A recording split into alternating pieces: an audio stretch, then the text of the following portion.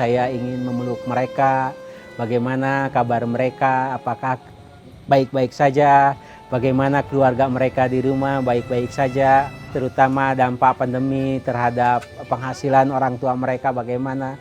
Di kelas biasa ya, anak-anak cowok biasa suka berisik ya Mas ya. Pas selama pandemi kan kosong nih, banyak yang nggak masuk. Jadi kangen aja kayak waktu kemarin-kemarin mereka walaupun pasti adalah kesalnya ya kalau guru masuk ternyata mereka berisik, tapi sekarang kok malah jadi kangen gitu.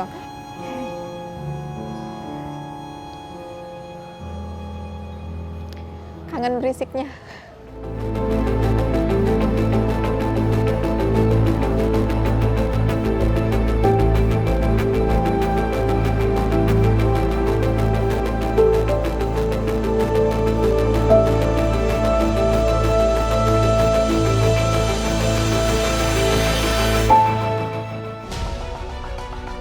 Indonesia tak lagi bebas corona. Kasus positif virus corona pertama WHO mengumumkan nama resmi baru untuk virus corona, yakni COVID-19.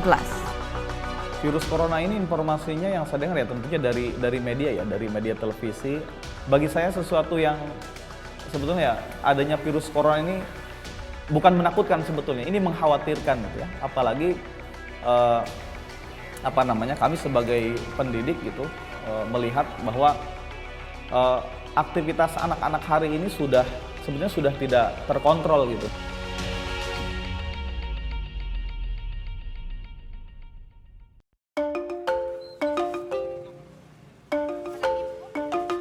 Nama saya Gun-Gun Gunawan, dipanggilan Gun-Gun.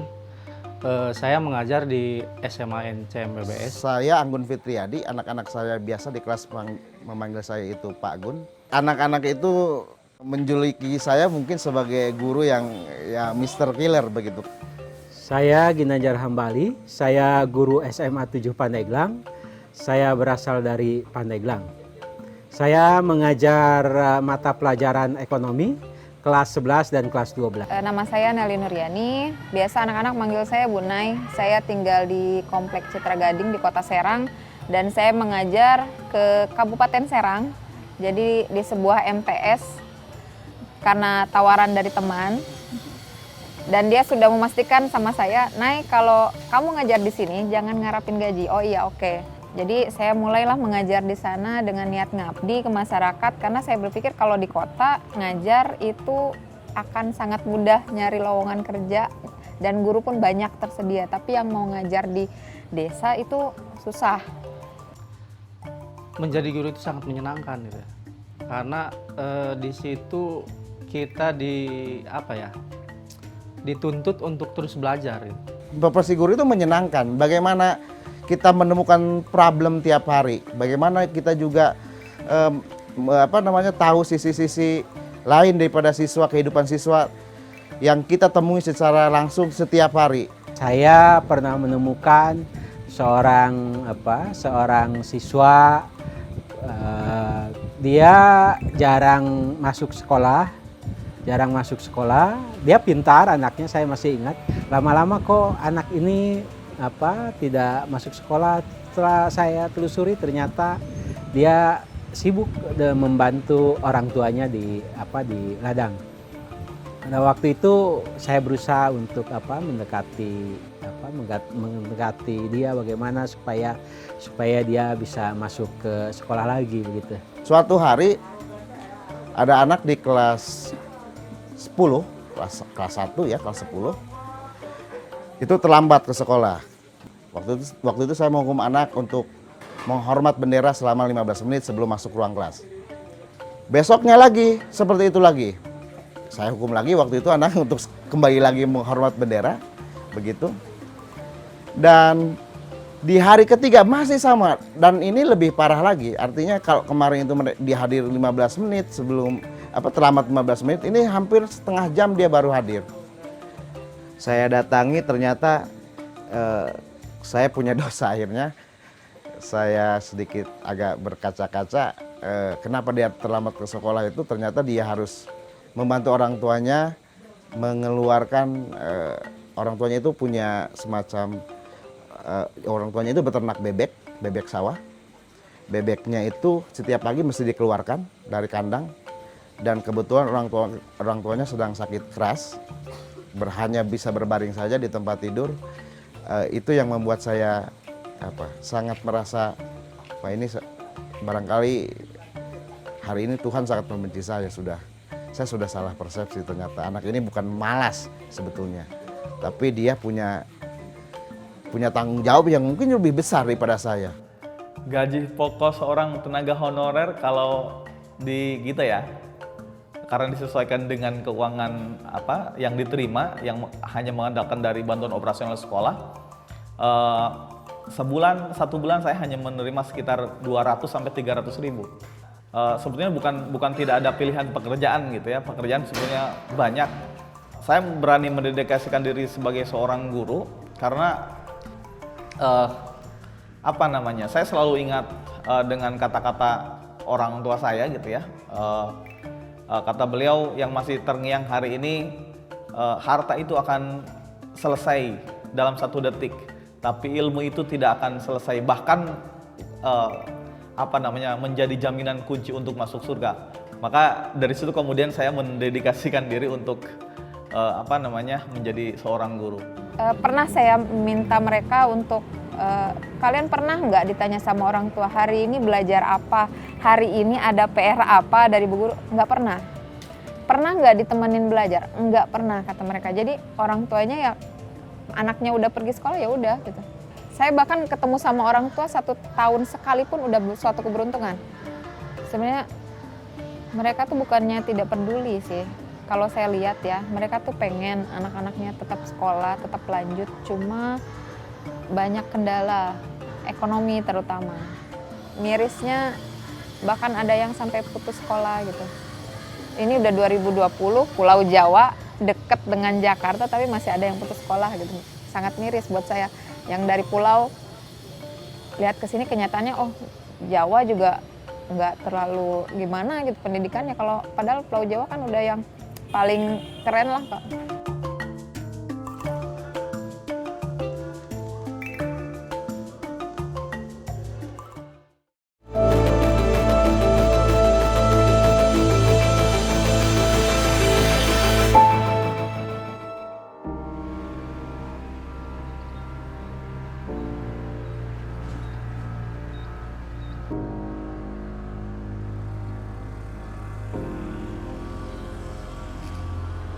Cukup besar banget ya Mas ya, dimana kita kalau nggak salah, terus terang saya lupa persentasenya, teman semester 1 aja kita udah langsung drop pendapatan nasionalnya, makin drop lagi menjelang masuk ke kuarter 3 dan ke kuarter 4 sekarang, walaupun kuarter 4 sudah mulai menggeliat ya, sudah mulai ada pergerakan-pergerakan. Jadi kalau menurut saya, dan efeknya efek domino Mas, kan nggak cuma perekonomian, kita bicara masalah rupiah aja, nggak sesempit itu kan, yang mungkin juga akan efek domino ke kesehatan pastinya, pendidikan pastinya, jadi kayak semua sektor terimbas ya Mas ya, itu huge banget sih dampaknya.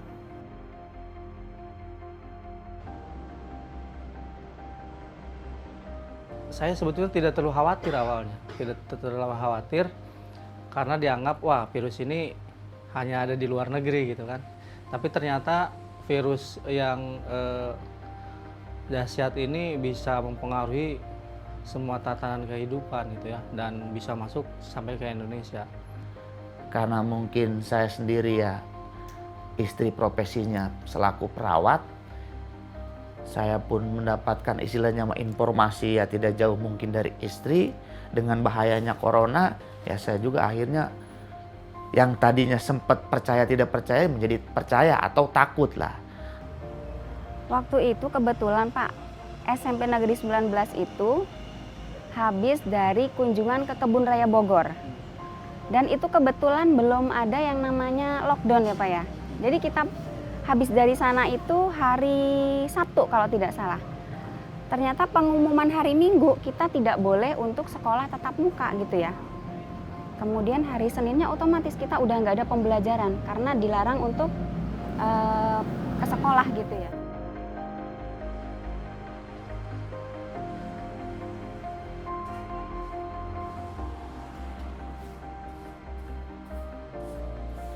Kendalanya ya mungkin secara umum ya kendalanya ya keterbatasan keterbatasan sinyal, keterbatasan anak juga mempunyai gadget atau handphone. Mereka itu rata-rata berbicara tentang saya bagaimana membeli pulsa begitu. Kami juga sudah sangat sulit, Pak. Apalagi harus beli pulsa, beli kuota gitu. Karena waktu itu belum ada keputusan dari pemerintah dari menganggarkan dana BOS untuk kebutuhan pembelian pulsa bagi anak-anak. Kehidupan anak-anak kami semakin dengan ketika berkunjung ke rumahnya ada beberapa yang bermasalah itu, kehidupannya memang dalam tanda kutip menyedihkan karena ada yang mereka masih bekerja di sawah, ada yang ikut memanen padi, ada yang ikut kuli panggul. Hanya 1%, satu kelas itu paling harus 1% yang mendapatkan semuanya hadir dalam daring. Kebanyakan nggak hadir dengan berbagai alasan siswa, entah itu mungkin paket, atau bisa saja HP, atau bisa saja mungkin sinyal, atau yang lainnya. Kalau kasus yang tidak punya HP atau tidak punya pulsa, seringkali yang bekerja itu ya untuk membeli pulsa atau membeli HP begitu. Jadi mereka berusaha untuk bagaimana membeli HP. Inilah mungkin dosa kami sebagai guru. Jangankan HP yang pertama jadi kendala, udah itu kuota. Karena anak-anak didik saya rata-rata menengah ke bawah dan sekolah saya memang tidak memungut bayaran. Jadi free anak-anak untuk sekolah. Jadi kalau sekolah ya harusnya mereka tetap jalan gitu karena nggak ada pungutan. Terus sinyal. Jadi kayaknya kalau HP udah punya, kuota udah punya, kalau sinyalnya nggak ada percuma. Kemudian tidak hanya itu, mungkin virus corona ini juga secara ekonomi gitu ya, secara pendapatan juga buat kami mengalami penurunan lah ya. Misalnya di kita ada beberapa dewan guru yang selain honor juga mereka berjualan bakso gitu ya. Kemudian saya juga misalnya berjualan dessert. Dan guru pun SDM-nya belum mumpuni sebenarnya. Tidak semua guru bisa menggunakan teknologi dengan baik gitu. Jadi dari gurunya juga belum siap, apalagi dengan siswanya. Ya kan? Kita harus menyiapkan materi dalam bentuk Google Classroom, PPT, dibagiin ke siswa. Misalnya kita ada beberapa guru yang memang belum mampu buat itu, dan tidak semua guru kan.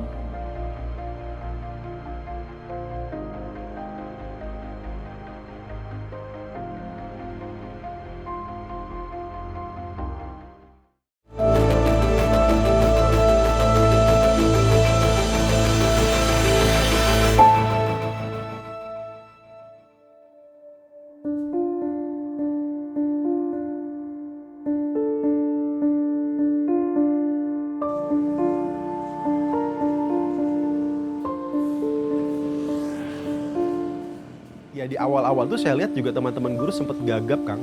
Bahkan di beberapa sekolah itu ya, ketika kita melihat gitu ya, diskusi dengan teman-teman guru itu, jadi pembelajaran daring itu hanya memindahkan pembelajaran offline ke online gitu.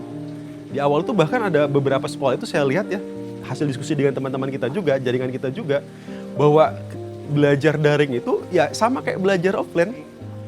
Prihatin dengan kondisi pendidikan di mana stakeholder pendidikan khususnya guru dan orang tua murid agak gagap ya menghadapi situasi pandemi yang memaksa proses belajar mengajar harus dilakukan secara daring gitu ya. Ini kan model belajar baru gitu ya yang kemudian butuh pendekatan, butuh skill dan sebagainya. Dan kami lihat ya guru dan orang tua agak gagap menyikapi ini gitu ya, dan pada akhirnya yang menjadi korban adalah anak. Kalau bicara pendidikan, kita menyaksikan ada setelah kenaikan anggaran 20% itu memang kemudian anggarannya cukup besar, sehingga kemudian fasilitas pendidikan itu relatif meningkat dibandingkan sebelumnya. Banyak orang yang bisa mengakses sekolah, walaupun tentu ada banyak masalah, misalnya kan banyak orang yang masih menyekolahkan anaknya ke sekolah-sekolah swasta karena mereka tidak bisa menjangkau sekolah publik. Tapi ini kan juga saya kira menjadi indikator ya. Artinya ketika anggaran dinaikkan, fasilitas pendidikan disediakan oleh pemerintah, dan praktis tidak ada biaya yang dibebankan lagi mestinya kepada orang tua murid, tetapi masih ada orang tua yang menyekolahkan ke beberapa sekolah yang lebih murah daripada sekolah negeri, sekolah pemerintah. Ini artinya kan ada sebagian masyarakat kita yang belum mendapatkan akses.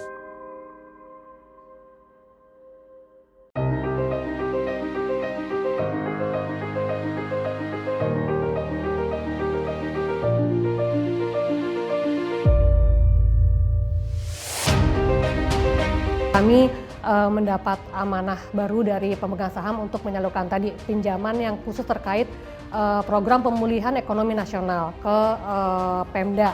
Itu merupakan salah satu, kami anggap salah satu upaya kami ya untuk menyalurkan sebaik mungkin. Artinya saya bicara baik dari nominal, tujuan kreditnya atau loan purpose-nya, optimal mana kita bisa reach manfaat yang bisa kita ciptakan dari hal tersebut, sampai ke nanti pos aktivitasnya kayak monitoring, pengawasan, evaluasinya itu kita juga harus jagain. Jadi menurut saya tuh melalui kepercayaan yang diberikan kepada kami yang kita juga harus jaga baik-baik, itu bentuk kami untuk bisa berbuat lebih atas kondisi pandemi.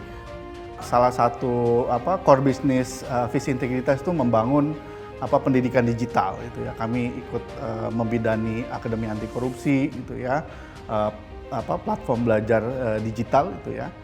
Yang lain memang person-person di visi integritas juga punya concern terhadap isu pendidikan gitu ya, termasuk juga kami punya jaringan yang cukup luas di sektor pendidikan, khususnya guru gitu ya. Betul, kami terikat oleh undang-undang untuk menyalurkan sebagian anggaran untuk CSR kita. Cuman kami kebetulan satu koperasi memiliki kesadaran itu tidak hanya kewajiban sih, maksudnya itu memang sesuatu yang harus kita lakukan jika kita memang mau ingin maju bersama gitu. Kenapa ke pendidikan? Kalau menurut hemat kami bersama, pendidikan itu dasar ya Mas. Karena dengan pendidikan efeknya kemana-mana. Merdeka belajar melalui pembelajaran digital. Nah, mungkin Bapak dan Ibu, saya sebenarnya ingin tanya juga, apakah pernah Bapak dan Ibu melihat ada di Zoom bagaimana sebuah tayangan video dikonsepkan? Faktor usia, latar belakang budaya, penguasaan bahasa, dan hal-hal lain yang berkorelasi kuat terhadap kemampuan siswa dalam memahami video harus betul-betul diperhatikan. Di sini di pelatihan ini dapat materi LMS kemarin, terus gimana bikin video, terus tentang pembelajaran pedagogi kritis, yang pendidikan pedagogi kritis saya rasa jadi jadi kritik buat saya sendiri, gimana cara saya mengajar siswa saya. Ternyata yang saya lakukan masih kurang banyak gitu, masih jauh dari pedagogi kritis yang diberikan di pelatihan ini. Nah, pelatihan yang dilaksanakan oleh Banten Bersih ini memiliki impact tersendiri buat saya. Nah, yang kami banyak bahas kemarin pedagogi kritis yang digagas oleh Paulo Freire. Dari pelatihan yang sudah kita laksanakan selama beberapa hari itu langsung menyentuh pada persoalan kami di kelas. Belajar bisa kita lakukan lewat apa saja, lewat media apa saja sebetulnya. Misalnya kami di pelatihan kemarin diberikan cara bagaimana membuat video pembelajaran yang menarik untuk siswa. Nah, itu sesuatu hal yang sangat luar biasa. Saya sangat berharap kalau dengan pelatihan tersebut, gimana caranya nanti itu bisa lebih mengenalkan kepada sekolah-sekolah. Kepala sekolah termasuk kemarin Wakasek bilang itu sudah sangat bangga katanya dengan keadaan yang saya alami atau yang saya terapkan dari pelatihan tersebut. Kalau Pak Jimmy itu tadi harus melatih siswa untuk belajar pedagogi kritis. Jadi anak tuh jangan cuman dikasih jejelin aja. Mereka harus mengenal lingkungan, harus mengenal diri sendiri. Kalau Pak Bambang itu yang saya ingat, anak itu harus dibangkitkan mereka dari mimpinya. Kamu pengen mimpi jadi apa? Yang saya kira hari ini harusnya gitu ya, harusnya program yang dicanangkan oleh pemerintah tentang Merdeka Belajar gitu ya. Nah, pelatihan seperti inilah yang harusnya diterapkan untuk Merdeka Belajar gitu ya. Bukan cuma jargon, bukan cuma simbol gitu ya. Tapi memang seperti inilah pelatihannya. Kita nih yang peserta kayaknya akan lebih asik lagi, akan lebih kenal lagi kalau pelatihannya offline gitu, ketemu langsung dengan pematerinya. Bicara saran, mungkin saya sih menginginkan ke depan pelatihan ini dilakukan secara tatap muka langsung ya, artinya tidak online begini. Proses belajar mengajar secara daring ini bisa dilakukan secara partisipatif gitu ya.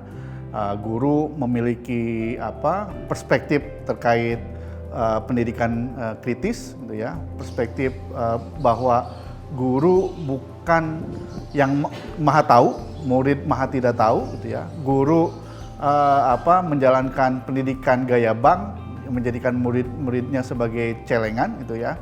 Perspektif itu yang ingin yang coba kami bongkar lewat pelatihan ini, karena di bagian pelatihan ada bagian terkait dengan pedagogi kritis. Tapi pada sisi lain, guru-guru pun dibekali oleh kemampuan teknis, gitu ya, kemampuan bagaimana mereka mengelola kelas digital, bagaimana mereka membuat materi belajar untuk pendidikan digital, termasuk misalnya bagaimana mereka mengembangkan learning management system, gitu ya, menggunakan tools yang free yang sekarang banyak lah bisa dipakai guru-guru, termasuk bagaimana mereka membuat video belajar. Pengalaman saya kemarin saat bersama guru-guru luar biasa, menyenangkan.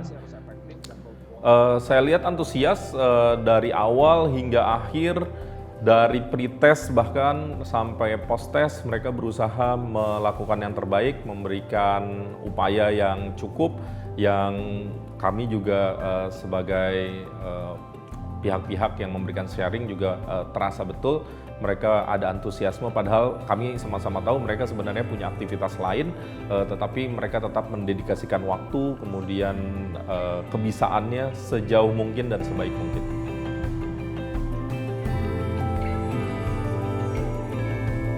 Ya, kangen. Ada yang bilang waktu tadi saya meriksa koreksian gitu ya Pak ya, atau kemarin waktu meriksa lembar UTS gitu, ada yang bilang I love you Bu gitu, Bu kangen sama Bu Husnun gitu, itu rasanya. Bapak kangen bagaimana kita di kelas meramaikan kelas dan segala macam. Pak, kapan katanya masuk kembali untuk belajar langsung? Kami udah pada kangen. Sama dengan halnya saya sendiri kepada anak-anak.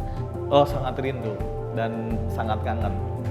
Biasanya sebelum masuk kelas mereka berderet di depan kelas sambil makan gorengan gitu ya, kemudian bacakan, makan uduk bareng-bareng gitu. Hal-hal kecil itu sebenarnya yang hilang, yang tidak ada hari ini. Saya ingin memeluk mereka, bagaimana kabar mereka, apakah baik-baik saja, bagaimana keluarga mereka di rumah, baik-baik saja. Di kelas biasa ya, anak-anak cowok biasa suka berisik ya Mas ya. Pas selama pandemi kan kosong nih, banyak yang nggak masuk. Jadi kangen aja, kayak waktu kemarin-kemarin mereka walaupun pasti ada lah kesalnya ya kalau guru masuk ternyata mereka berisik, tapi sekarang kok malah jadi kangen gitu.